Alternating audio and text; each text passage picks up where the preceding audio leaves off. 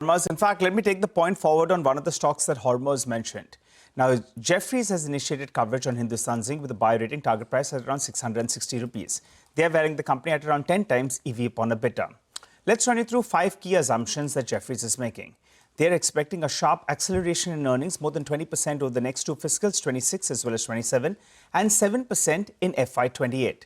Though we need to know that Jefferies EPS estimates were they're 9 to 31% above what the street is expecting. On valuations, well, they note that Hindustan Zinc, yes, it's trading at around 9.2 times EV upon EBITDA, which is above its 10-year average, but they believe that this premium is justified, given the increasing share of silver in the EBIT. Point number 3, their price assumptions actually are below the spot levels. On zinc, their assumption is 4% below spot. On silver, their assumption for the next couple of years is 3 to 10% below what spot rates are.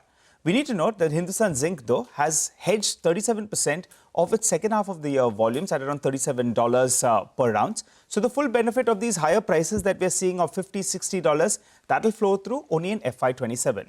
Which brings us to point number 4.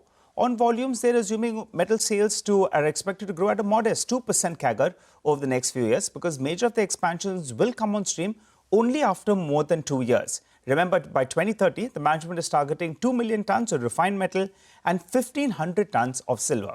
And finally, Jefferies forecast annual free cash flow of around 8 to around 14,000 crores with ROEs at around 69 to around 85%. So put all this together, Jefferies, they have initiated coverage on Hindustan Zinc and they have a target price of 660 rupees.